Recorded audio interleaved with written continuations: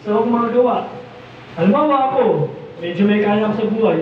Meron ako 10 hektarya lupain. Bebenta ko yung mga hektarya, ibigay ko sa mga gawa ng Diyos.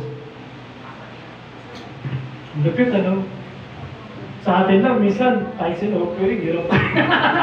Reklamo pa yun. Pwede ko Lord 50. Benta mo yung TV mo, Christian. Wala nga ako TV. Wala ba?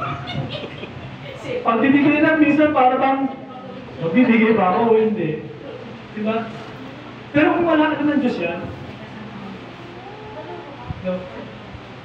So makita natin na dapat magmahalan tayo. Kaya nasasabi ko sa inyo, may GC tayo, may group chat tayo. Pag meron kayong hihingi sa panalangin, sabihin niyo lang doon. Sama-sama natin pag-pray yan. Ilan na nagkasakit? Si Daniel, di ba? Na-hospital. Kapatid niya. Pinag-pray natin. Oh, ang galing na. Thank God. Natetalo siya halos. Pero ngayon, sa awa ng Diyos, magaling na. Nagagala na. Nagkagala na, no? Tumagala na. Nagtatrabaho na. Di ba? Baka mamaya lumakit na.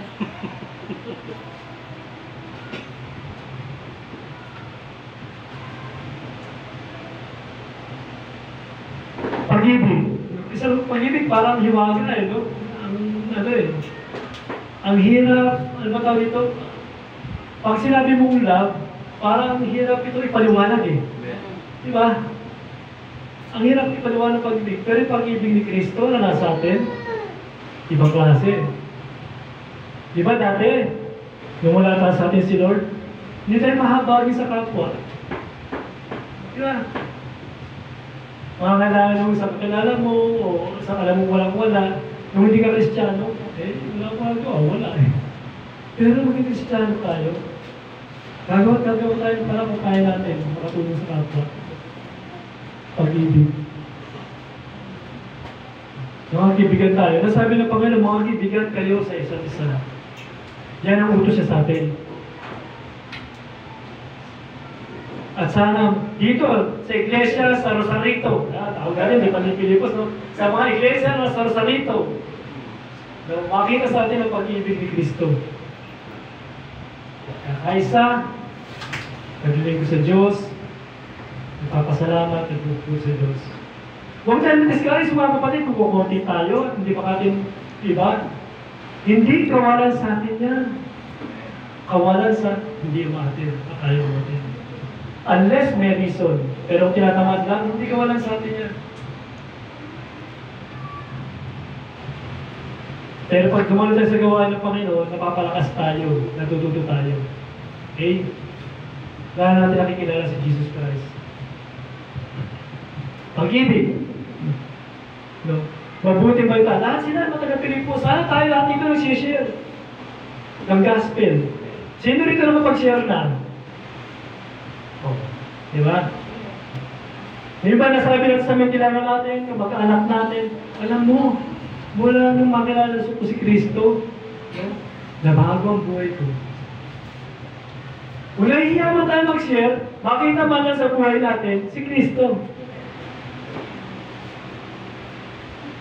Na bakit naging ganyan ang buhay mo? Dati, iba ka, grabe ka eh. Sama-sama mo eh.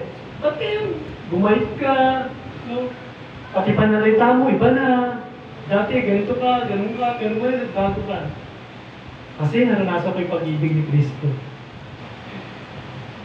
Kaya ang Kristiyano, tandaan nyo, lumalakad na sumusunod sa Panginoon. Sabi kayo ng Biblia, di ba? Seek first, sabi ni Brother Robin kayo, di ba? Hanapin muna natin ang Diyos. Lagi yung sabihin niyo, priority natin sa buhay natin ay God first, family, ministry, o trabaho. Okay? Pag-ibig. Hindi pwede, no? Na mahal po yung mga kapatira mo sa Rosarito, pero sa bahay mo, hindi mo mahal yung pamilya mo. Hindi yung pwede yun. Dapat, kung gano'n tayo seryoso sa mga kapatid sa Panginoon, sa church, dapat mas seryoso tayo sa pamilya natin. Sample. Yung magandang sample. Humihingi yung anak mo sa iyo. Pa, may project kami. O ma, may project kami. Kailangan ko ng tandagdag sa ano. Ayun na, walang pera. Ganun ganito. Pero pagdating sa church, nangangailangan po at church. Ano na? Uy, bigay ako dyan.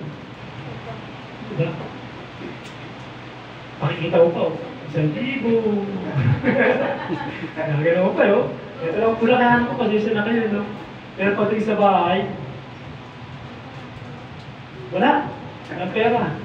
Hindi pwede. Nga. Sabi ka nila, nga. Hindi magandang pagtuo yun. Dapat, hindi tayo pakita ng tao. Mabait tayo sa ibang tao, mas mabait tayo sa pamilya natin. Okay? Ako nga tatay na eh, walang trabaho, senior citizen. Mga anak ko karamihan may trabaho lang. Pero pag meron sa akin, hindi ko maintindihan. Hindi ko maintindihan. Pag meron po ng parang Gcash, gano'n ganito, hindi ako kainte. Kasi, nasa puso ko, anak ko to eh, pamilya ko to eh. Hindi pwedeng nahirap sa akin mga tao sa labas, tapos pamilya ko, hindi ko nang kailangan. Baka mamaya may punta sa amin, kumusta na yung tatay nyo? Naku, alam nyo lang. Diba? Ang bait ko sa church, nagdudunate yan, gano'n ganito, bigay ng bigay yan. Tapos sa pamilya na, oh, bakit wala tayo pagkain? Diba? Nga. Sabi ni tatay, wala raw budget eh. Sabi ni nanay, walang pera. Hindi maganda. Dapat, ipatutuwa natin sa bahay natin. Nakikita sa atin sa labas. Kaya kayo, bumisita kayo sa bahay natin, ay, wala akong kakahiya sa inyo. Tanungin niyo yung pamilya ko, mga anak ko. By God's grace, biyaya ng Diyos yan ha, hindi ako maragot sa pamilya ko. Kasi iyo may masabi sa akin dahil sa labas, ang bait-bait ko, pati sa bahay, maramot ako. Hindi. Bakit? Pag-ibig. Ganyan kakapangyarihan ng pag-ibig ng Diyos. Okay? Pupalan tayo ha. Pakita sa atin yan. Bilang mga kapatid ng Panginoon. Okay? 4. Walang takot sa mga tagasunod ni Jesus ang ipangaral, ebanghelyo ng kaligtasan para sa lahat ng tao. Verse 12 to 14 bro. Ano tayo ni Pablo? No? Verse 12. Basa ha, basahin natin. Ngayon, hindi ko na inyong makalamaan mga kapatid. Ang mga bagay na nangyari sa akin ay nangyari sa layon kasusulong ng ebanghelyo. Ano pa? Ang aking mga tanikala kay Kristo ay nahayag sa lahat ng mga bantay ng Pretorio at sa mga iba't iba pa. At ang karamihan sa mga kapatid sa Panginoon na palibasa ay may pagkakatiwala sa aking mga tanikala ay lalo nagkaroon ng tapang upang sa ito'y walang takot ang salita ng Diyos. Tunay na pangangarap ng iba si Kristo. Hindi natin masyadong angalan. Yung verse 14, no? Balikan mo na ulit bro 13, ay 12. Baba. Yan. Ano lang yung dahilan ni Pablo? May ipigil naman ang mga kapatid na mga bagay nangyari. Ano nangyari kay Pablo ba? Ano nangyari kay Pablo? Nakakulong? May gwardiya siya, nakatali sa kanya. Anong kasalanan? Nangaral ng salita ng Diyos, pinangaral si Jesucristo. Imagine niyo ha, dahil sa pagkakabilanggo niya, mas marami nakakilala sa Panginoon. Bakit alam niyo? Ako yung, si Pablo, bantay ko si Ervin. Bago assign siya sa akin. Alam niyo gagawa ni Pablo sa mga bantay niya? Sir, pag namatay ka pa ngayon, pero naman si Kristo, sa langit ka pupunta. Ay, hindi ah. Hindi ko alam yan ah. Alam mo ba, si Kristo namatay sa'yo. Kaya yung sasabi niya, lahat ang bantay sa Pretorio, nakilala si Kristo nakapakinig ng salita ng Diyos. Invitation yun. Kaya tingin mo nga, sir, mahal ka ng Diyos. Alam mo ba, si Kristo namatay dahil sa ating mga kasalanan. At meron kong buhay na walang hanggan. Yung bantay sa Pretorio, mga ano yan, PSG, mga sakyan. Hindi basta-basta sundalo yan. Yung mga bantay na yan, sila yung nagtatayo ng hari o ng emperador ng panahon nila. Imagine ninyo, sineran sila ni Pablo. Hindi na takot si Pablo. Wala namang kabahan yung sesyonan niya kasi nakatali sa kanya. Di ba? Pagpalitan naman ibang buwan sa kanya, matutulog siya. Sir, bago tayo matulog. Lang ba? Bakit ka ng Diyos? Si Kristo namatay dahil sa'yo. At nalaman ng mga kapatid yun. Kaya yung mga Kristiyano ng panahon ni Pablo, mga taga-Pilipos, hindi na sila takot mag-share. Kasi Pablo nga nakapag-share pa eh. Eh sila pa kayo malaya. Diba? Marami yan nakakilala sa Panginoon. Kahit nakakulong si Pablo. Bakit? Nakakulong siya physically, pero yung espiritu niya, malaya. Hindi kaya itali ng tao yung espiritu natin. Pwedeng busala si Pablo. Kung sasalita tungkol kay Kristo, ha? Totorturing kita. Totorturing ka namin. Eh, hindi nga eh. Lalo niya pinapahayag si Jesus Christ. At alam ni Pablo, na dating panahon, napatay na rin siya. Pero ang layunin niya bago siya mamatay, marami ang makapakinig sa salita ng Diyos. Marami ang maligtas. Sana yun ang goal natin sa buhay natin. Lord, hindi ko alam kung kailan pa ako mabubuhay. Pero sana naman, makapagdala pa ako ng mga kaluluwa sa iyo. Makapag-share pa ako ng salita ng Diyos. Ng dakilang kaligtasan mo. Hindi tayo dito paramihan na dadal sa Panginoon. Ay, ang dami dadal sa Panginoon. Wala nang born again ako. Hindi. Ang trabaho natin, i-share ang dakilang kaligtasan ginawa ni Jesus Christ. Ang nagliligtas, ang Diyos. Ang Holy Spirit. Sa akin, miskalawa ako. Ilang beses ako sineran. Taon inabot. Ano ginagawa ko? Panay tago. Oo, lang ako. Sige, atin ako dyan. Pero pag andyan, tago ako. Pero dumating ang panahon, ang Diyos, tinawag na ako. Bakit? Kasi minatanim niya eh. Kaya kung tayo mahiya mag-share, mga kabataan, kahit sabihin natin, matanda na ako eh. Hindi. Share natin si Jesus. By hook or by crook, yan ang trabaho natin. Ibahagi ang dakilang kaligtasan na binigay sa atin ng Panginoon. Bakit? Kasi, very reward. Alam niyo ba yun? Pagharap natin sa Diyos, sa eternal life, sa judgment day, hindi tayo mag-judge si Lord. Ano yung ibigay sa atin, mga nagtiwala sa Kanya? Reward. Reward. Napakasarap na harap ka sa Panginoong Jesucristo. Andiyan ang Ama, no, Holy Spirit sa judgment seat. Tapos, kita-kita ka ng buong tao. Lahat. No? Lahat ng tao sa mundo. Na nabuhay noon hanggang ngayon. That's darating. Judgment Day. At pagmamalaki ng Panginoon. Ito. Ama. Ito eh. Diba? Sabi ko ng Revelation, bubuksan ang mga aklat at aklat ng buhay. Please, mga kapatid, nakikiusap ako sa inyo.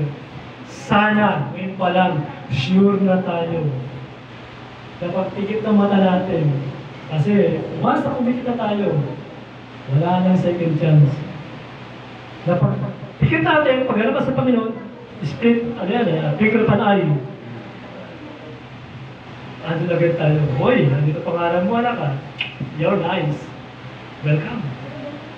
Dito ka. Dito ka. Hinahanda ko na yung mansion mo na doon. Diba? Napakasakit. Nakinig tayo sa salita ng Diyos na matagal na panahon. At sa tingin natin, naglilingkod tayo sa Kanya. Pero pagdating natin sa Panginoon, pagharap natin sa Judgment Day, no, Lord, nagpalayas ako ng demonyo sa pangalan mo. Nagpagaling kami ng sakit. Sabi sa Lord, hindi kita kilala, magagawa ka ng masama. Saklat nun ha. Nagpakapagod ka, nagpagal ka, ginawa mo sa tingin mo tama, pero hindi nyo pala, hindi ka natawag sa Panginoon. Hindi tayo tatawag sa Panginoon. And mind you, brothers, sisters, no, lahat ng ginagawa natin, recorded yan eh. Pero masarap sa Kristiyano, hindi na nire-record ni Lord yung mali natin. Hindi na yan. Bayad na eh. Yun na yung dahilan kaya ligtas sa tayo eh. Ano yung record na lang ni Lord yung bunga natin. Ano yung bunga naman sa Kristiyano? But the fruit of the Holy Spirit is love, joy, peace, patience, kindness, long-suffering, gentleness. Yan ang bunga natin. Hindi tayo mata sa mata. Inapin mo ako ay gaganti kita. Hindi na gano'n. Pagpa sa Diyos mo na lang. Diba? Kasi si Lord, ano naman righteous judge. Siya. Okay? Walang takot. Tapos, Walang Kristiyano takot mga salita ng Diyos. hindi, meron pa siyang video. Kasi ganito yan. Kaya ang ginawa ni Brother Alvin, namaral siya ng salita ng Diyos sa pamamagitan ng kanyang patotoo. O, di ba? Meron naman nasa kalsada, mga kapatid, ito ang sasabi ng Biblia. Kanya-kanyang tawag yan. Kanya-kanyang pamparaan. Pero yung isa lang ang ginagawa natin. May tanga si Kristo. May pangaral ang dakilang kaligtasan na binigay sa atin. Kaya mga kabataan, lalo na kayo. Kung sabihin bata pa ako, tsaka ko na tanggapin si Lord. Bakit? Paglabas mo dyan, nasagasaan ka. Iko. Diba? Wala na. Kasi hindi pinagpamalaki yung gusto pa mag-engineer, gusto pa maging doktor, gusto pa maging ganito. Eh kung yung araw na yun, iko ka na. Diba? Patay. Diba? Patay kang bata ka. Baksa ka Diba? ng aeroplano. Ha? Nabagsak ka ng aeroplano. Oo, diba? Natutulog ka nga lang, di ba? Namatay na, natutulog ka, namatay na. Oo. Nakalimutan huminga. Diba? Oo. Diba? Meron mong ganyan, namamatay, nakalimutan huminga. Ako, mutin na ako niya, madali. Pero nasa ko niya, kala ko tapusan ko na po. Ilang beses sa buhay ko, narasa ko ng mutik na akong matigo. Matay. Una, lunod. Pero naman ka lumangoy, no? Kahit tumawid ng ilog, ano niya, kahit ang lakas ng agos yan. Pero, ilang beses sa kaibangan, ano po, ilang beses lang mutik malunod. Yung muling-muling kong pamutik na akong matigo, bangungot. Kasi mataba pa ako nun. Hindi, kasi ganito yan. Medically speaking, pag natulog tayo kahiga, at kaya, diba? Pag ang tao, tulog-tulog, ano nangyayari? Yung dila natin, bumababa yan. Bumabara sa ating daan ng hangin. So, pag bumabara yan, hindi natin alam dahil sarap ng tulog natin, magkakaroon tayo ng panaginip. Na hinahabol ka, hindi ka makatakbo, ganyan, may nagaan sa harapan mo, yung bang hindi ka makagalaw. Diba? Pero yung isip mo, kailangan makagalaw ako. Kailangan nabahan ko to. Pag nakagalaw ka na, ayos na. Diba? Nakatayo ka na. Narasak ko yan. Pumasok yung dila ako sa lambunan. Buti lang sa biyaya ng Diyos, alam nyo, nakatayo pa ako. At alam ko ang gagawin ko. Yung muko akong gagawin. Yung asawa ko umiyak. Naiyak. Alam, mamatay na ako. Alam ko ang gagawin. Sa awa ng Diyos, binigyan na ng wisdom. Kasi nga, medic ako. Niyoko ko yung ulo ko. Yung dila ko, bumaba ulit. Kasi, nung nakatayo ako, kung papasok yung hangin, walang lumalabas kasi nga nakabaro na yung dila ko. At pagkukulaps na ako. Pero by God's grace, niyoko ko yung ulo ko. Hindi ko nga siya nahinilan na eh. Bumaba ulit. Sabi ko, thank you Lord. So, dapat, pag may kasama kayong gano'n ha, binabangungot na, gisingin nyo. No? Tagilid. Pinakasin ka pagtulog, tagilid. Patagilidin mo. Kaya si Ricky, pero nakasibilig ha, patagilidin mo. Alam niyo bakit? Ito tip ko na lang. Parang ano na lang din, nagtag. Kasi pag natulog tayo patagilid, kaliwa ha, kaliwa, hindi kanan. Kasi sa kanan, dito yung sikmura natin. No? Pag ginagana mo yung sikmura mo, yung kinain mo, nadadagalan. Hindi siya masyadong maayos. Baka maging ano ka pa. Ito, mag-gird ka o ano. Dapat pakaliwa. Para yung kinain mo, okay siya. No?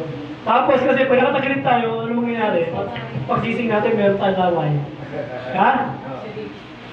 Oo, kasi nakatagilit ka. Bakit? Hindi na natin nakatagilit din. Yun nga, diretso yung pasok. Ng hangin. Kaya naman natin tumutulog. Pag gumawa kayo na, may pula ka sa muna. Di ba? So, yun yung tip.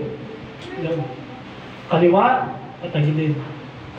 Huwag din pahinga o huwag padapa lalo na. Bakit pag padapa tayo tulog? Bakit? Kasi yung puso natadagalan ng baga natin. Ganyan din. Diba? So, baka malayo tayo, mawala tayo. Ipangalan natin yung Ebanghelyo. May video tayo bro. May Oo, video. mamaya ako. Okay? Huwag tayo mahiya. Sabi ni Jesus Christ, yung kinahiya ako, sabi niya, pagdating ng panahon, kahiya ko rin niya sa harap ng Ama. Uy, saklap to na. Dating ang panahon, didinay tayo ni Jesus. Lord, umate naman church. O, pakita nga, nasa church siya. Nasa church daw siya. Umate, pakita. Pakikita ka. Nasa church ka. Pero yung isip ko lumilipad, tagal na ni Kuya rin mag-preach. Hindi nakakal pa ako eh. Pagirinig pa ni Lord. O, kita mo, nasa church ka, pero ba isip mo? Gusto mo lang umuwi. Ano ba yan? Di ba? Iniisip ko kung kulang tiyan ko. Ano ba yan? Ano ba? Diba? Oo, kasi si Lord, ano yan eh, tapat yan. Para wala tayong gusto, pakikita niya yan. Di ba kasi may dahilan ka, Lord, nasa church ako. Sige natin, natin kung iniisip mo. Nakarecord siya na, magkamagila. O, di ba? Wala. Blanco ako nun. Di ba? Andito na nga, kaperte ko lang, patak lang dito. Ilalakasay ko ng nanay ko eh. Walang pinsan ko eh. Di ba? Pero wala nang pagsisisi. Bakit? Harap mo na si Lord. Harap natin ang Diyos. Magsisi na tayo ngayon. Huwag sa'yo naharap. Kasi sa'yo naharap, wala nang pagsisisi. Yun na yun. Sana ang gano'n natin mga kapatid, maging katulad ng mga taga-Pilipos. May pangaral si Kristo sa anumang paraan. Sa hirap at ginawa, maging masaya tayo. Maging payapa tayo. Why? God knows all things. Si Paul nga, alam niya na yung mga mangyayari sa buhay niya eh. Pero nanatili siya payapa, nanatili siya maayos. At sinunod niya yung utos ng Diyos sa kanya. Abutin ko na. Kanina, sabi ni Ma'am Shelo. Hindi, pinto, hindi ilaw. Di ba? Baka meron sa atin dito, tinatawag ng Panginoon. Tayo na yung mag-volunteer. Di ba? Mga kabataan, mga teacher sa ano, di ba? Pag-ayos ng church. Ito, alam po, kabataan ng guys ito eh. Gumawa nito sa dito. Di ba? Volunteer. So, kabataan tayo, pakinabang tayo. Walang edad-edad dyan sa paglilingkod sa Panginoon. Walang bata, walang matanda. Pag gusto natin maglilingkod sa Panginoon, Mga volunteer. nasa puso yan. Okay? So, bago tayo matapos, no? Meron ipapalabas kami sa inyo, bilang paalala lang. Sino yung mga magulang nito meron o mga purito na kasi nalaki niyan? Siguro mga 4 years old, 3 years old, hanggang mga 5 years old. Sino rito may mga apo? Ako may apo ko, 6 years old, tsaka 8 years old. Anak. Tsaka 2 years old. Oo, anak! Panoorin natin mabuti ito. No? Papanood namin sa inyo. Ito, reality ito ha. Reality yan. Warning sa atin yan. Baka na mamaya nangyayari na sa mga anak natin o sa apo natin yung mga panood natin. Patungkol po yan saan? Gadget. Okay. Remember to subscribe and don't forget to hit the bell icon so you never miss an update from First Life Parenting. Panoorin natin mga kabataan na yan. Project Next of Electronic Devices on Kids.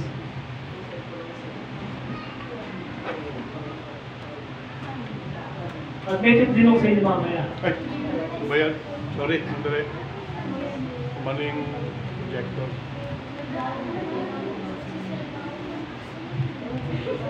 Alam ko, iba sa atin, alam niya. Kaya ako nasa niya. Pero bakit yung mga kabataan na addict sa gadget yan, no? Like smartphones, video games, and can't spend an hour without them, let alone an entire day. Yan. If you have a child below the age of 15 and have gadgets all over the place, you might want to look at how your child is using those gadgets. Here are a few reasons why children are addicted to electronic gadgets. 1. When they're young, you willingly hand over your phone to them to keep them occupied or quiet. This is how it starts. 2. Kids may want a mobile phone or a video game because their best friend has one. This is when it aggravates. 3. Eventually, physical playtime turns into digital game time, where kids enjoy competing with one another online, be it in their Snap streaks or Candy Crush. Yan, mga games ha, binagawin pa. The way social media platforms are engineered, they're addictive. Kids can become obsessed with what others have to say online. 10 effects of electronic gadgets on kids. Yan, 10 epekto. Digital screens have a much greater impact on your child's overall development than what meets the eye. 1. Hampered cognitive development. Your baby's brain develops at a rapid pace.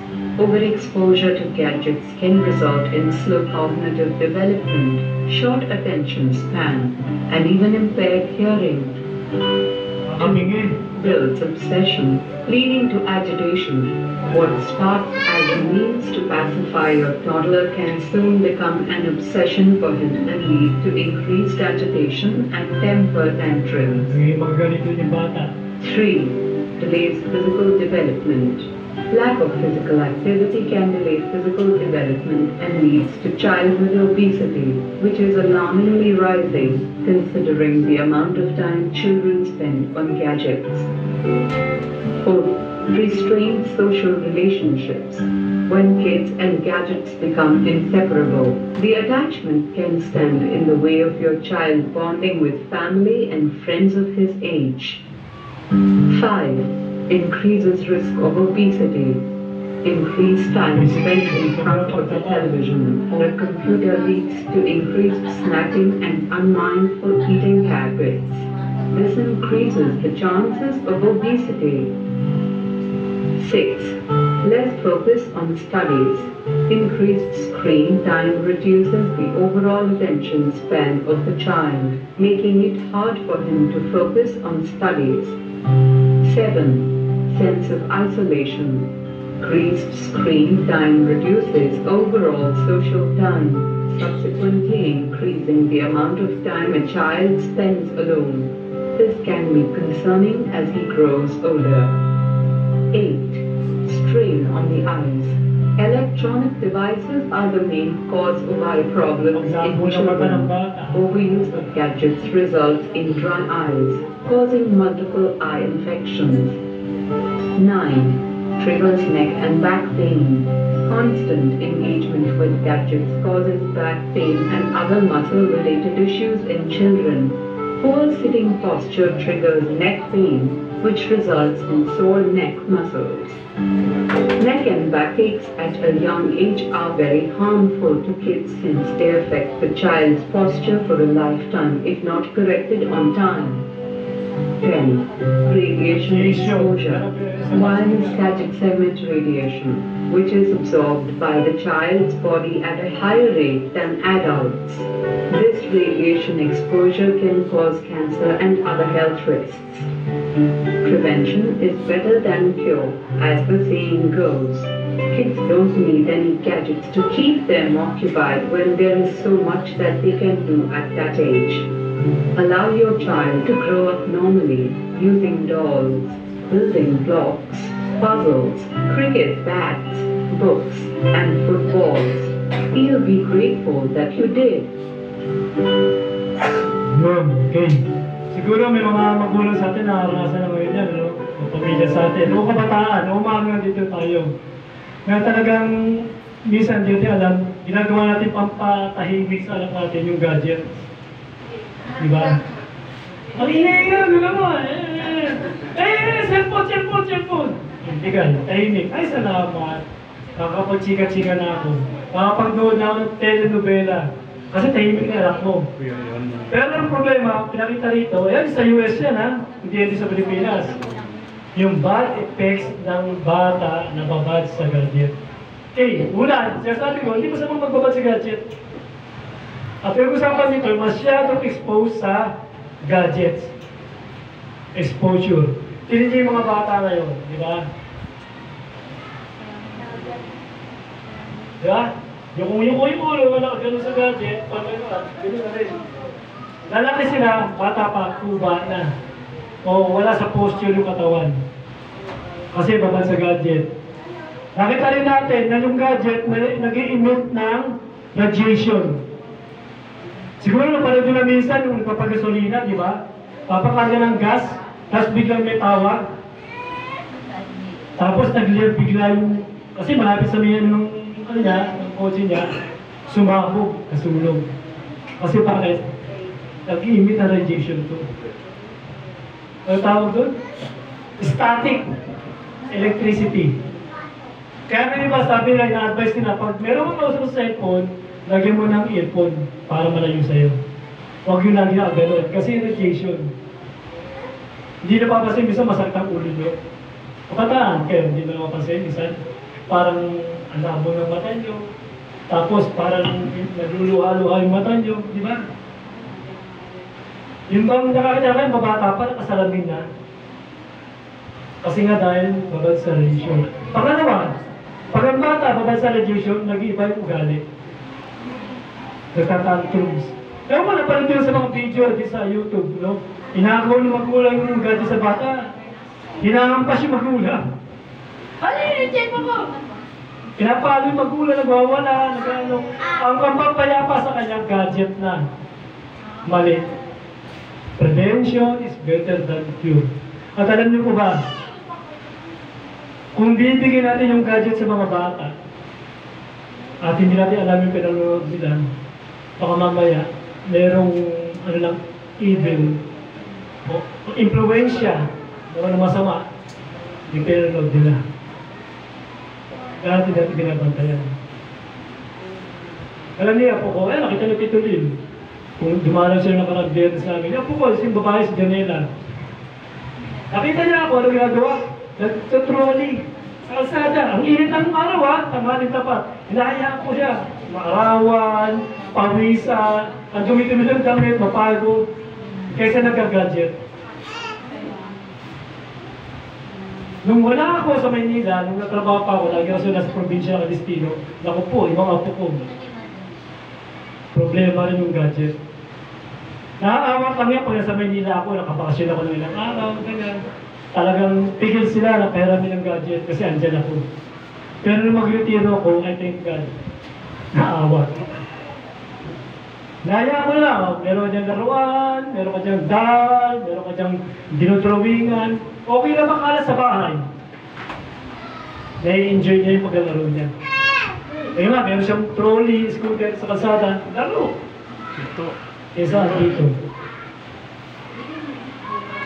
Mahirap, no? Iiksi ang buhay ng bata dahil sa gadget.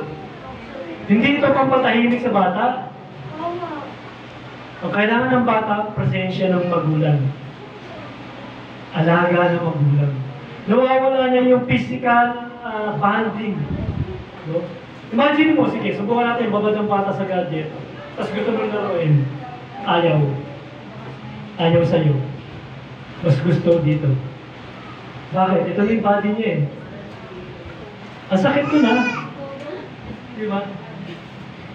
Hindi natin maramdaman yung pag-ibig na alat natin sa kanila at hindi natin maramdaman. Bakit? Kasi ito ang mahal ng mga bata, gadget. Ilayo natin sa mga bata. Lagyan natin ang oras. Gusto kayo mga teenager, nakita niyo 15 years old pa mga. Ilang taong ka na? 9? Diba? Huwag nating lalo kayo bakasyon, diba? Walang school. Ano yung mga laro ngayon ng kabataan? ML? ML ba yun? Ha? ML? Ano pa? Hindi ko alam yan, Roblox. Alam nyo, minsan, one time, mga anak ko, may asawa na yan ha. May edad na, naglalaro ng ganyan, ML. Nanonood ako ganyan, yung may ikot-ikot na gano'n, tapos away siya. Sabi ko sa anak ko, ako nahihilo. Ang sakit sa ulo. Sabi ko, hindi ko kaya tagalan yung ganyan laro. Eh sila, kontrolado. Diba? Please lang. Kung tayo magpakontrol dito, dapat tayo ang master nito. Hindi siya yung master natin. Naintindihan po natin. So, may mga bata ba? Sabi, di ba, didedicate natin yung mga bata? Pakitawag yung mga bata. I-dedicate natin sila sa Panginoon. Lahat kayo, pag-pray natin. Mga bataan. Kayo ba, nag-games? Nag-games kayo? Oh, very good. Nag-games ka? Yes, sa kanila. ML? Ano? Parang garok? Ano? Pero ano lang ha? Control lang, control. Ikaw, nag-games ka? Babad? Yes, actually, nakikita ko yan. Di ba? Hindi. Eh, ito pa napansin ko dyan sa mga games. Online selling lang. Online selling. Ano yung sinasell mo? Ano? Isda. Ha? Isda. Isda? Mali nga. Fish. Alam niyo, pansin ko pa dyan sa mga naglalaro ng MOL ba yun? Meron pa yata MOL, MOL ba yun isa? O ML lang? Lodi.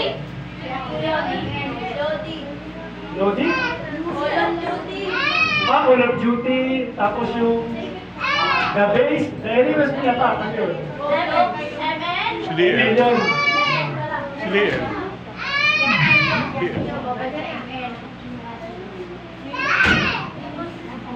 Alam niyo, nakita ko dyan sa ML, sa dami mo nakita kabataan nagbumura. Oo, totoo lang. Natulong ito magmura ang kabataan dahil sa ML, sa games. Liel. Lalo kung natapalo, pag namamatay ng kante, Napapakanta mo. diba?